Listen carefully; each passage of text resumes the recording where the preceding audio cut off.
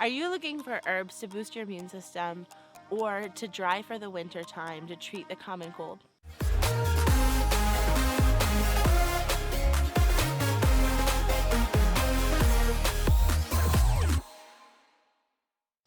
I'm here on the farm in this area I call the Secret Garden, which is mostly surrounded by perennial herbs. This is the first year this bed has been in place, and as you can see, it's quite vibrant.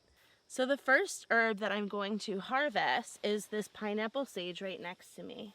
This sage is really high in vitamins K and A, and can be blended with other herbs to be a good immunity boosting.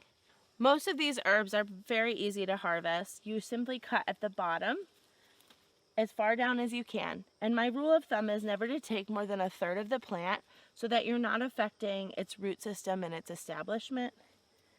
So I'm just going to cut like this with my knife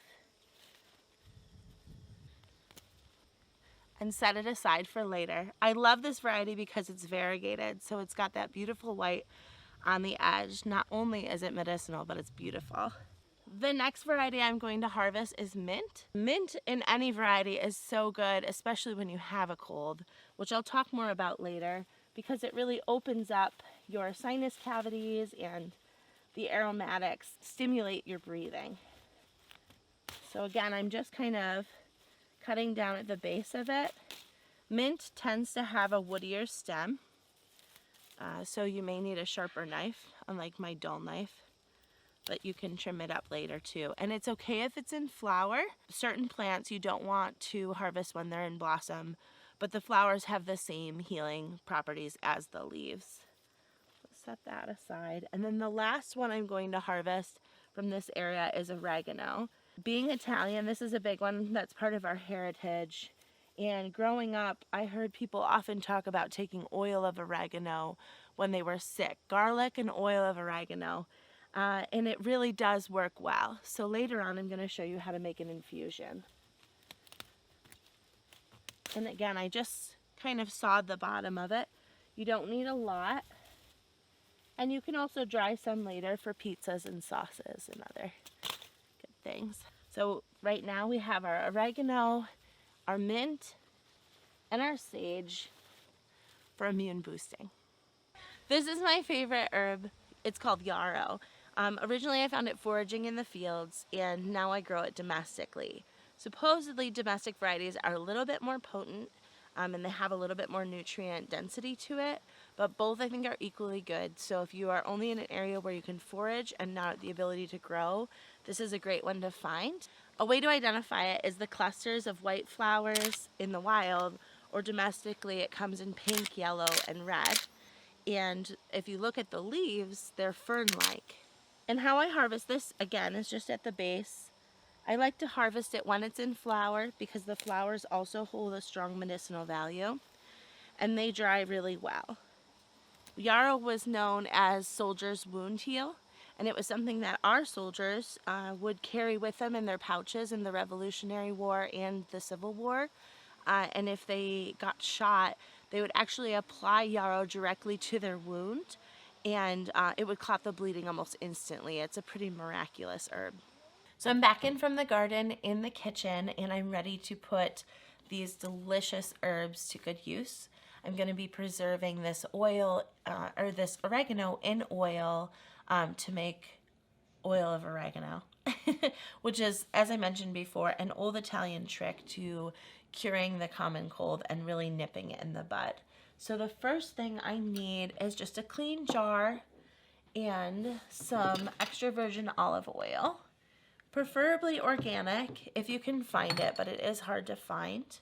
I did, if you're local to the area, find a man from Greece that brings his organic oregano to the organic olive oil to the market. So I'm stripping the leaves off of the stems using just this pulling motion. That's because the stems are not as potent as the leaves. The leaves are what we really want, and the flowers, they carry those antioxidants and anti-inflammatory properties that help us really fight colds to the maximum. Some people also will take this as part of their daily ritual in the winter to keep their vitamins up. A lot of people, like us, we like to heal with food. So instead of taking a multivitamin, I have an array of supplements and herbal tinctures that we've made, and we just take them daily to keep our immune system healthy. And we know that there's no fillers or any weirdness like you might find in over-the-counter vitamins, because I'm simply using herbs from my garden, or if you don't have a garden, from your local farmer or neighbor that loves to share. I'm going to put some of these flowers in. Those have the same healing properties as the leaves, like I mentioned. And I'm going to pack this jar pretty tightly so that we're getting maximum benefit. Oil of oregano is a very strong supplement.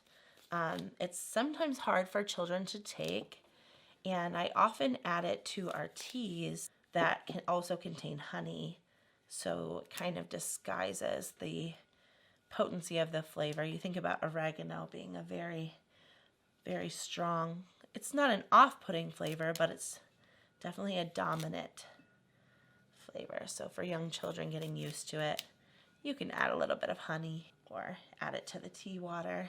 It pairs well with peppermint and yarrow. So I've got that jar pretty well packed. And now I'm simply going to pour the oil over top. And something really important to note about this is you want to keep it away from the sunlight. Just got to push it down so that it's all submerged. And you want to make sure that the herbs are always submerged. So some people will shake the jar every day. Some people, after we seal it, will open it up every day and just kind of push it down like I'm doing. And after a few days, the liquid or the dry leaves become more saturated. They're fresh, but the dryness of the leaf becomes more saturated, and then you won't have to do that. But it is important that it stays submerged because we're talking about olive oil. And when you first learn about preserving, one of the biggest hot topic words is botulism, which is often tied together with olive oil if it's not preserved correctly. So I'm just making sure it's submerged so that there's no risk of botulism at all forming. I'm going to cover it with a lid. Now, just because I'm using a canning jar and a canning lid does not mean that this is shelf stable. This can stay on your counter for a few days as it infuses, so you can keep an eye on it away from sunlight. So if you have a very bright kitchen, keep it in a cupboard. After those few days, I'd say 5 to 7 days, when you smell it, if it smells like it's really infused well, you can strain out the oregano, put it in another jar, and keep it in your fridge. The reason I strain out the oregano is it just tends to break down over time and get yucky, and you've already infused those properties that you need, so there's no need to keep the leaves in there. And of course, it needs to be in the refrigerator just to, again, decrease the chances of botulism. So there is our beautiful oil of oregano. Thanks so much for joining us today. If you enjoyed this, or if you have any questions, leave a comment in the comment section below. Also, if you want to see more content like this, consider subscribing to our channel. Have a great day.